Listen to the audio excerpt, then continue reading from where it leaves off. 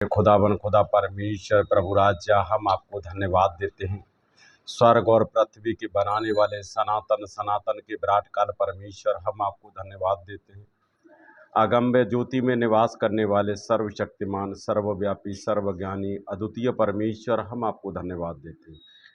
आप ही आदि, आप ही अंत हैं, आप ही उल्फा, आप ही ओमेगा हैं, आप ही प्रथम और आप ही अंतिम हैं। प्यारे प्रभु, हम आपको धन्यवाद देते हैं इस महत्वपूर्ण दिन के लिए जो प्रभु आपने फिर दोबारा हम लोगों को एकत्रित किया प्रभु, कि हम आपके सम्मुख आएँ, कि इन खाली दिलों को आप अपनी सामर्थ्य से, पवित्र आत्मा से भरें प्रभु।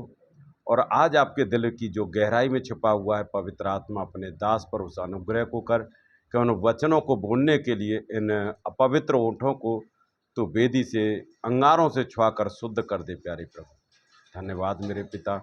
जो भी वचन हो, लोगों के जीवन में परिवर्तन हो प्रभु। जैसा कि वचन कहता है कि अंश अंश करके बदलते जाओ, तो प्रभु हर एक में बदलाव देखें। हर एक के जीवन में जो दुर्आत्माएं काम करती हैं प्यारे प्रभु, वो आज से कभी भी उनके जीवन में कार्य न करने पाएँ प्रभु।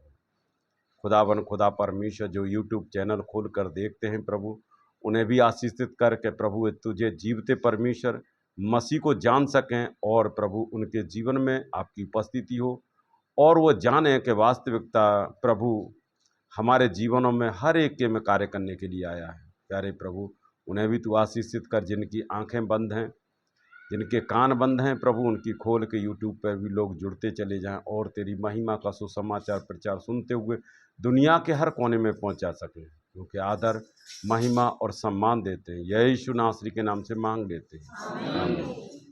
Hallelujah, hallelujah. पिछली बार हमने पढ़ा था कि स्वर्ग कितने हैं? 3 स्वर्ग हैं। पहला स्वर्ग कहाँ है? पहला स्वर्ग कहाँ है? ये तो पढ़ा है कि 3 स्वर्ग हैं, लेकिन ये नहीं पढ़ा कि वो पहला स्वर्ग है कहाँ है? तो इसका मतलब हमने पढ़ा नहीं, केवल यहाँ की शिक्षा, यहीं कपड़े झाड़ के और यहीं चले जाते हो। जब तक आपका बोया हुआ वचन जब तक आपके हृदय में नहीं बसेगा, जब तक आप उस वचन को नहीं सींचेंगे, तब तक परमेश्वर आपको कभी भी बदल नहीं सकता।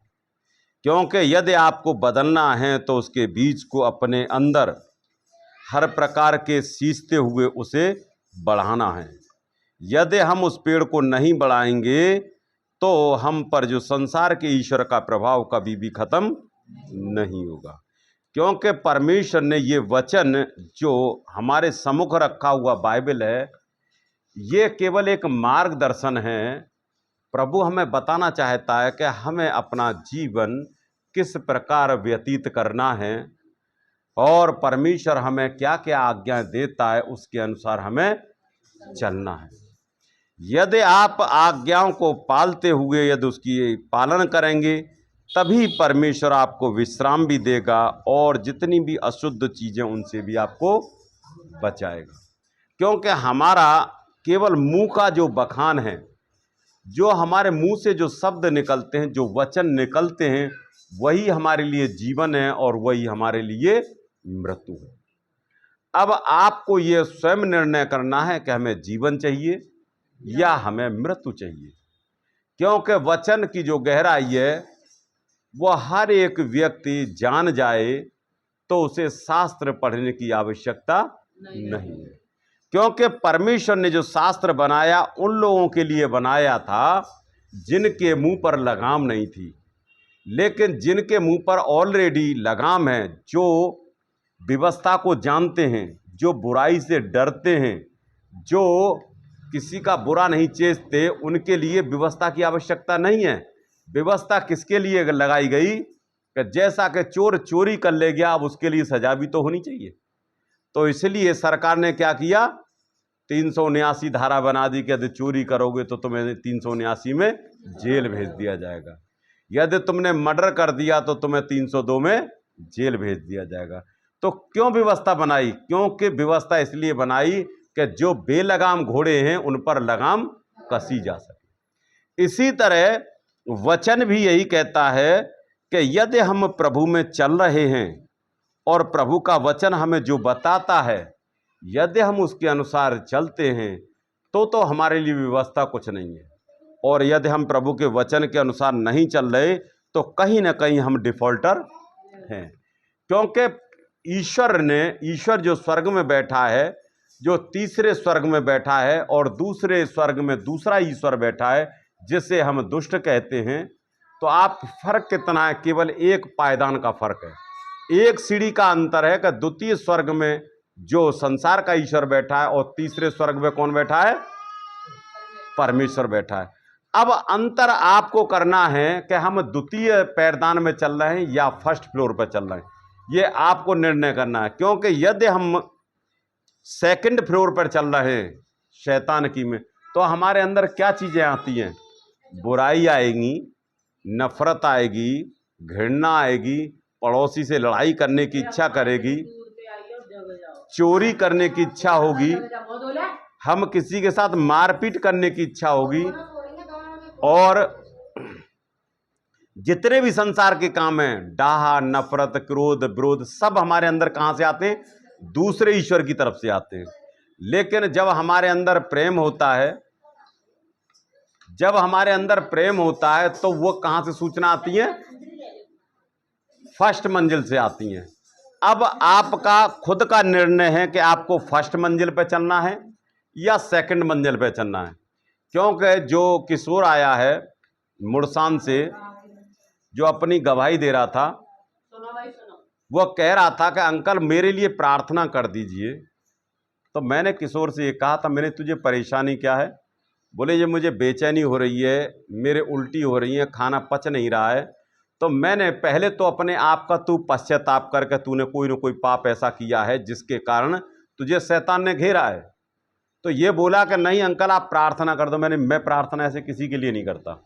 जब तक तू अपने आप में घुटना टेक कर माफी नहीं मांगेगा परमेश्वर से, मैं तेरे लिए प्रार्थना नहीं करूंगा। लिहाजा ये हुआ कि इसने काफी देर मुड़ मारा। मैंने तू मुझसे मुड़ मारता रहा, क्योंकि जब तक तू अपने पापों का अपने का उत्तर नहीं मांगेगा तब तक परमेश्वर तुझे जवाब स्वयं देगा। मुझे जरूरत नहीं देने की। मैं कोई ईश्वर नहीं हूं, मैं कोई भगवान नहीं हूं। जो भगवान है, जो ईश्वर, वो हमारे साथ खड़ा हुआ है। लेकिन वो तेरे मन को देखना चाहता है कि वास्तविकता ये मुझे बुलाता है या अपनी गलतियों की माफी मांगता है या नहीं मांगता है। जब इससे मैंने मना कर दिया तब इसने जाके माफी मांगी, और माफी मांगने के बाद में से क्या हुआ? आराम मिल गया, आराम मिल गया। इसके बाद इससे मैंने कि तू ये बता, 1 साल से ज़्यादा हो गई, तू संगति में नहीं आया, तू कमा भी बहुत रहा है या नहीं कमा रहा ये मैं नहीं जानता, लेकिन तूने कभी भी प्रभु के दरबार में कभी भी कोई भेंटें दी हैं कि चलो मैं प्रभु को दे कर आऊँ? तो ये बोला नहीं मैं अंकल मैं चलूँगा करूँगा। क्योंकि मैंने कि तेरे अंदर कहीं ना कहीं डिफॉल्टर है जो तेरे सामने परेशानी आई। जब ये बस में सफ़र करके वो घर पहुँचा, फिर इसे दिक्कत हुई। फिर इसने मुझसे कही कि अंकल प्रार्थना कर दो रात के 11 बजे।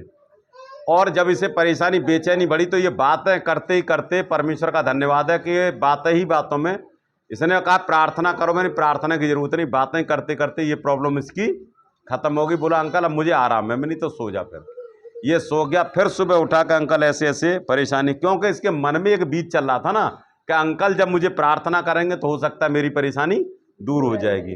क्योंकि जब इसके दिमाग में ये नहीं था कि प्रभु मेरे साथ काम कर रहा, क्योंकि इसका भरोसा किस पे था? मुझ पर था कि अंकल यदि प्रार्थना कर देंगे तो मैं चंगा हो जाऊंगा। लेकिन यदि ये संबंध मुझसे अपेक्षा यदि परमेश्वर से रखता और कहता परमेश्वर चंगा करने वाला परमेश्वर तू है और चंगा तू करेगा, मैं इंसानों पर नहीं भरोसा। लेकिन इसकी मनकांक्षा थी कि अंकल प्रार्थना करेंगे तो सही हो जाएंगे। फिर मैंने लास्ट में आके इसके लिए प्रार्थना करी और उस दिन से ये सही है। तो परमेश्वर कहता है कि जैसा तू अंगीकार करेगा, जैसा तू मांगेगा वैसा ही तुझे मैं प्रतिफल दूंगा। अब परमेश्वर के साथ में जो जो आज्ञाएं दी गई हैं, जिसने जो आज्ञा मानी है परमेश्वर सर्वदा उसके साथ रहा है, और जिसने आज्ञा नहीं मानी है तो परमेश्वर ने उसका साथ हमेशा छोड़ दिया है। क्योंकि परमेश्वर की योजना को कोई भी निष्फल कर नहीं सकता। एक छोटा सा वचन है, समूएल में खोलेंगे,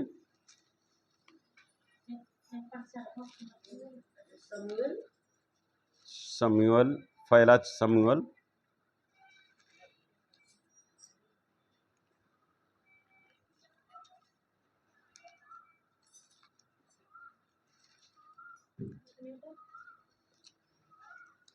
बता रहा हूँ, अरे रुक जा बता रहा हूँ,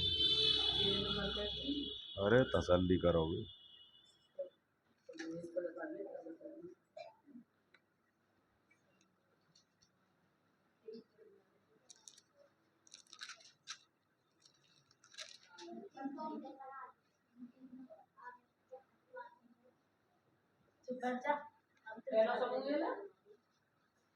पहला शमूएल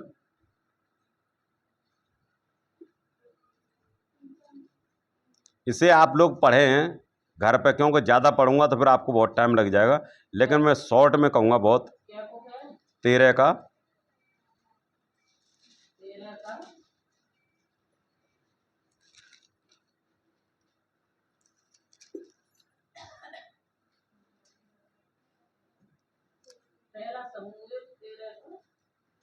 न 13 का नहीं, 9 का पढ़ेंगे।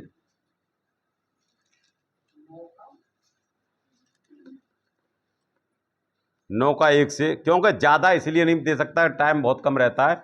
इसमें जो परमेश्वर का दास शमूएल था, तो शमूएल को परमेश्वर ने नियुक्त किया था अपना याजक चुनने के लिए। जब इजरायली परमेश्वर उन्हें अपनी इच्छा के अनुसार चलाना चाहता था, वो चाहता था कि मैं इजराइल के ऊपर कोई भी राजा नियुक्त न करूं, यदि मैं राजा नियुक्त करूंगा तो वो अपना प्रेशर इन पर रखेगा, इसलिए परमेश्वर अपनी इच्छा के अनुसार इजराइल को चलाना चाहता था। लेकिन उन लोगों की मनसा ये थी, जो सेना थी, वो कहते थे परमेश्वर से कि शमूएल से कह रहे कि तू हमारे ऊपर राजा नियुक्त कर। तब परमेश्वर ने शमूएल ने परमेश्वर से कहा कि परमेश्वर बता मैं क्या करूं। तो परमेश्वर ने कहा कि ठीक है, यदि ये लोग राजा चुनवाना चाहते हैं, वो मेरी इच्छा नहीं बल्कि इनकी मेरी इच्छा के विरुद्ध ये कार्य कर रहे हैं। तो साहुल एक बिन्यामीन गोत्र का बेटा था। वो कहते हैं ना परमेश्वर अपनी योजना को कैसे पूरा करता है, क्योंकि साहुल कहीं और जगह रहता था और शमूएल कहीं दूसरी जगह रहता था, लेकिन साहुल को परमेश्वर शमूएल के पास भेजना चाहता था। अब कैसे भेजा जाए, तो परमेश्वर ने क्या किया कि उसके पिता की 2 गदही थी, उन्हें गायब कर दिया परमेश्वर ने, कहीं खो दिया। और जैसे ही खो दिया तो परमेश्वर ने उसके बाप ने शमूएल से कही कि तेरी 2 गदही खो गई, उन्हें ढूंढ के ला। जब वो ढूंढते ढूंढते ढूंढते ढूंढते थक गया, तब वो शमूएल बोला कि ऐसा ना हो कि जिस गदहियों की हम ढूंढ रहे कहीं मेरे पिता गदहियों की चिंता को छोड़कर हमारी चिंता न करने लगे। तो सेवक बोला कि आप ऐसा करो कि यहां एक परमेश्वर का दास रहता है, परमेश्वर का दास रहता है, वहां चलते हैं। अब इसी में थोड़ा पढ़ेंगे, क्योंकि अब ये जो कहूँगा पता ना वकील साहब कहाँ से क्या दे रहे हैं शिक्षा। 9 का 5 से शुरू करेंगे। जब वे सूफ नामक देश में आए, तब साहुल ने अपने साथ के सेवक से कहा, आ हम लौट चलें, ऐसा न हो कि मेरा पिता गदहियों की चिंता छोड़कर हमारी चिंता करने लगे। उसने उससे कहा, सुन, इस नगर में परमेश्वर का एक जन है जिसका बड़ा आदर मान होता है, और जो कुछ वह कहता है वह बिना पूरे हुए नहीं रहता। अब हम उधर चलें, संभव है वह हमको हमारा मार्ग बताए कि किधर जाएं। अब क्या हुआ, देखिए परमेश्वर की जो योजना होती है, उस योजना को शैतान कभी भी खत्म नहीं कर सकता, चाहे वो लाख प्रयत्न कर ले, लाख कोशिश कर ले, क्योंकि परमेश्वर हमारा वो सामर्थी परमेश्वर है कि उसे मिट्टी में चुटकी में जला सकता है। तो इसमें क्या हुआ, जब वो उसने सेवक से कही कि भाई चल वहां उससे बात करते हैं, जब उसने बातें की तो उससे देखिए क्या कह रहा है, उधर चल, संभव है कि वो हमें हमारा मार्ग किधर है जाएं। साहुल ने अपने सेवक से कहा, सुन, यदि हम उस पुरुष के पास चलें तो उसके लिए क्या ले चलें? देख, हमारी थैलियों में की रोटी चुक गई हैं और भेंट के योग्य कोई वस्तु है ही नहीं, जो हम परमेश्वर के उस जन को दें, हमारे पास क्या है। देखिए कितनी सभ्यता थी उस टाइम, कि परमेश्वर के दास के पास जा रहे हैं तो शाऊल क्या कह रहा है कि उसके भेंट के लिए तो हम पे कुछ है ही नहीं है, हम जा तो रहे हैं, उससे आखिर हम मिलेंगे तो क्या भेंटें करेंगे। ये नियम पुराने नियम से चला रहा है, ये नए नियम से नहीं है। तो उसने क्या कही कि हम यदि उसके दास के पास जा रहे हैं तो हमें भेंट देकर आनी है। तो उसने कहा हमारे पास भेंट नहीं है। तो उसका सेवक क्या बोला, सेवक फिर शाऊल से कहा मेरे पास तो 1 सेकंड चांदी का चौथाई है, वही मैं परमेश्वर के जन को दूंगा कि वह हमको बताए कि किधर जाएं। अब बहुत से लोग क्या होते हैं कि चंगाई कर जाते हैं, प्रार्थना कर जाते हैं, लेकिन परमेश्वर से भेंटें नहीं करते। ये हमारा परमेश्वर के नियम के अनुसार गलत है। कह रहा है परमेश्वर कि जब हम किसी दास से पूछने जाते हैं या कुछ करते हैं तो हमें क्या करना चाहिए, उससे भेंट करनी चाहिए। ये नहीं कि ज्यादा से करो, जो मन श्रद्धा होती भेंट करनी चाहिए। जब परमेश्वर के दास ने उनसे पूछा तो वो बातें वो सब खत्म कर दी। और इसके बाद क्या हुआ कि उसने, पढ़ेंगे इसे पूरा पढ़ दिए, फिर इस तरह ने विवेक बढ़ते 6 का पढ़े आगे, इसी का 9 से। पूर्व काल में तो इजराइल में जब कोई परमेश्वर से कीर्तन करने जाता था तब ऐसा कहता था चलो हम दर्शी के पास चलें, क्योंकि जो आजकल नबी कहलाता है वह पूर्व काल में दर्शी कहलाता वो जो था। कह रहा है कि जैसे आज हम नए नियम में याजक कहते हैं, भविष्यवक्ता कहते हैं, उस समय क्या कहते थे, उन्हें दर्शी नाम से पुकारते थे। तब शाऊल ने अपने सेवक से कहा तूने भला कहा है, हम चलें। अतः वे उस नगर को चले जहाँ परमेश्वर का जन था। उस नगर की चढ़ाई पर चढ़ते समय उन्हें कई लड़कियां मिली जो पानी भरने को निकली थी। चलो 22 से पढ़ेंगे इसी में। तब समूहन ने शाऊल और उसके सेवक को कोठरी में पहुंचाकर आमंत्रित लोगों तो जो लगभग 30 जन थे उनके साथ मुख्य स्थान पर बैठा दिया। फिर शाऊल समूएल ने रसोई से कहा जो टुकड़ा मैंने तुझे देकर अपने पास रख छोड़ने को कहा था उसे ले आ। मतलब समूएल को परमेश्वर ने पहले कह दिया था कि उस देश का जन है जिसका नाम शाऊल है, मैं तुझे उसके पास भेजूंगा और उसे तुझे राजा नियुक्त इजराइल के ऊपर करना है। यह परमेश्वर ने पहले से कह दिया था समूएल को। तो जैसे ही समूएल के खाना बनाने की व्यवस्था थी तो जो रसोईया था उससे पहले ही कह दिया था कि जो शाऊल आने वाला है उसके लिए तू स्पेशली खाना बनाकर रख दे। तब कह रहा है कि तू उस जो मैंने खाना बनाने कही थी उसे तू सामने ले आ। शाऊल ने उस दिन समूएल के साथ भोजन किया। तब वे ऊंचे स्थान से उतरकर नगर में आए और उसने घर की छत पर शाऊल से बातें की। अब आता है 26वां वचन। सवेरे वे तड़के उठे और पौ फटते फटते समूएल ने शाऊल को छत पर बुलाकर कहा उठ, मैं तुझको विदा करूंगा। तब शाऊल उठा और वह समूएल दोनों बाहर निकल गए। और नगर के सिरे की उतराई पर चलते चलते समूएल ने शाऊल से कहा अपने सेवक को हमसे आगे बढ़ने जा। मतलब समूएल कह रहा है शाऊल से कि तेरा जो सेवक है इससे कह दे कि तू आगे आगे चल, हम पीछे चलते हैं। अपने सेवक को हमसे आगे बढ़ने की आज्ञा दे। मतलब ये नियम था कि समूएल याजक था, लेकिन समूएल ने उसके शाऊल के सेवक से ये नहीं कही कि तू आगे आगे चल। समूएल ने शाऊल से कही कि तू अपने सेवक से कहे। क्योंकि आज के लोग हैं, हम कहें कि वकील साहब आप इससे कह दिए कि आगे बढ़े तो दूसरा आदमी कह रहे आगे क्यों नहीं बढ़ता जाके। लेकिन वहां ये नियम था कि वह समूएल एक भविष्यवक्ता था परमेश्वर का, लेकिन उसने स्वयं आज्ञा उस सेवक को नहीं दी शाऊल के को। उसने केवल शाऊल से कही कि तू अपने सेवक को आज्ञा दे। वह आगे बढ़ गया, परंतु तू अभी खड़ा रह कि मैं तुझे परमेश्वर का वचन सुनाऊं। मतलब परमेश्वर का वचन सुनाऊं। हम और आप किसी से बातें करते हैं तो चंगाई कर देते हैं ना कि लाओ मैं प्रार्थना कर दूं। प्रार्थना हमें ऐसे नहीं करनी चाहिए। पहले उसे हमें प्रभु का वचन बताना चाहिए कि प्रभु ने हमारे लिए क्या किया है और प्रभु हमारे जीवन में कैसे कार्य करना चाहता है। तो शाऊल जो था ये प्रभु के वचन को नहीं जानता था, लेकिन समूएल ने सबसे पहले क्या बताया, उसे वचन बताया।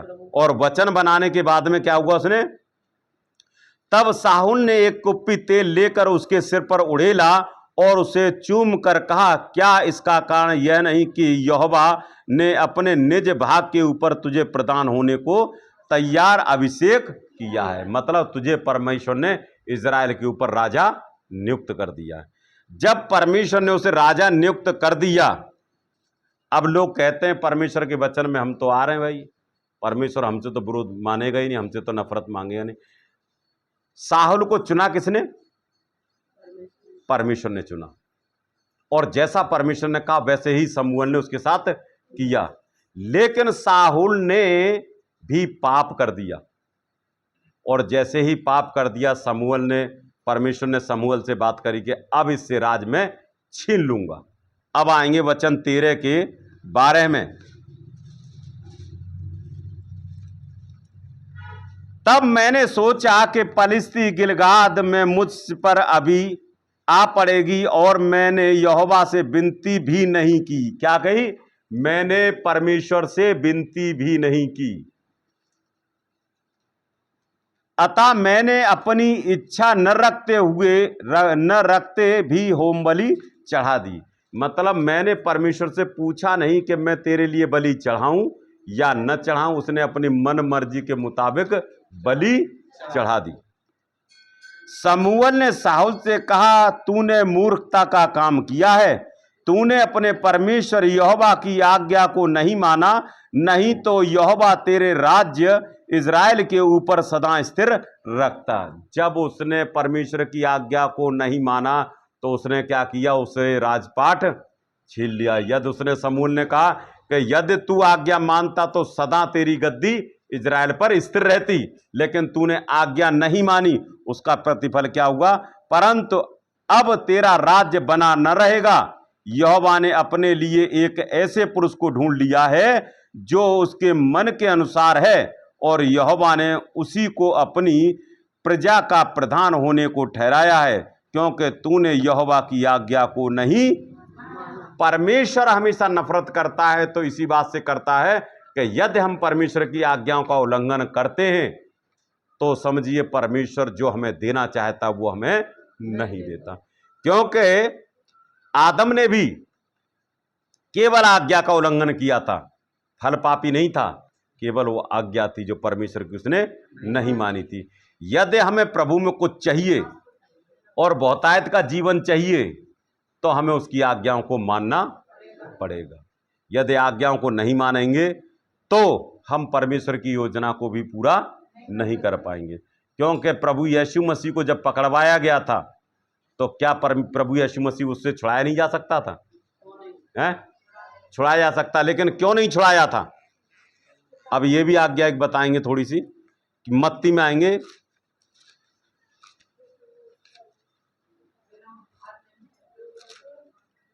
मत्ती 21 में आएंगे। आज्ञा का बता रहे हैं, आज्ञा प्रभु की मानते हैं, उनके साथ परमेश्वर क्या काम करता है।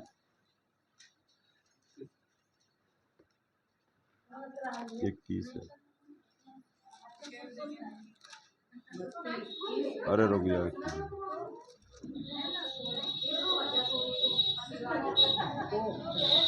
26 मत्ती 26 का 53।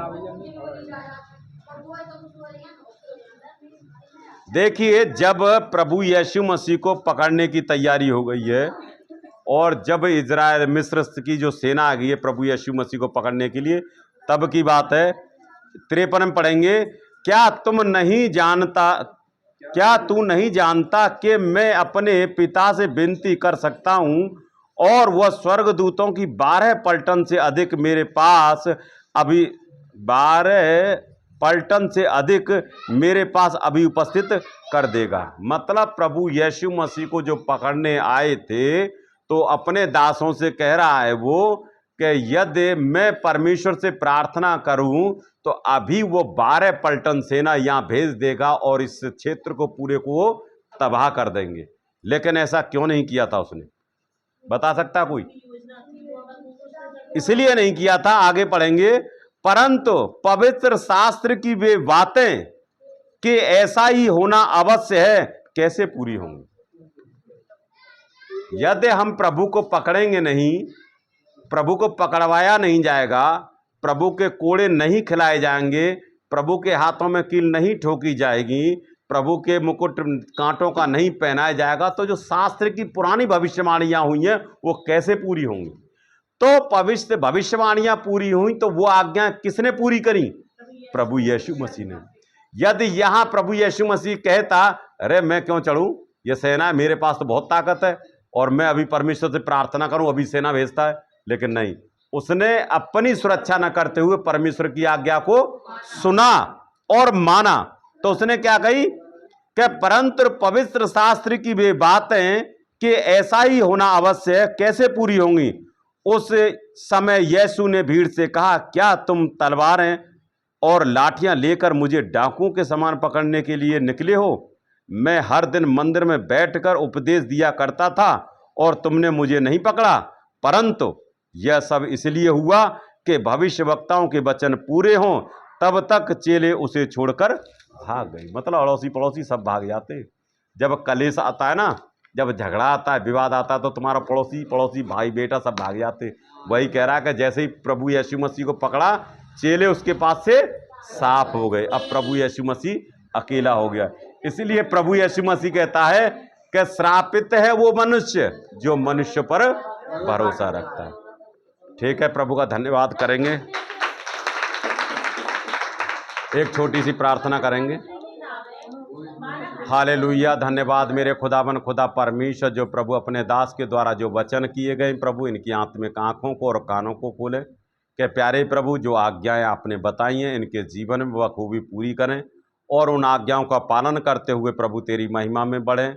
जो भी वचन बोया है प्रभु, इनके जीवन में एक छोटा सा बीज एक बड़ा वृक्ष बन के तैयार हो कि जिससे दुरी आत्मा कभी छूने न पाए। प्रभु खुदावन खुदा परमेश्वर, अद्भुत कार्य चिन्ह और चमत्कार करने के लिए प्रभु हम आपको धन्यवाद देते हैं। प्यारे प्रभु, जिस प्रकार आप इन्हें अपनी महिमा में बुला के लाएं, आने वाले संडे तक इन्हें सुरक्षित भला चंगा रखें प्रभु, और हर एक संसार की बीमारी से बचा कर रखें। प्यारे प्रभु, हम आदर और महिमा और सम्मान देते हैं, यीशु नासरी के नाम से मांग लेते हैं, आमीन।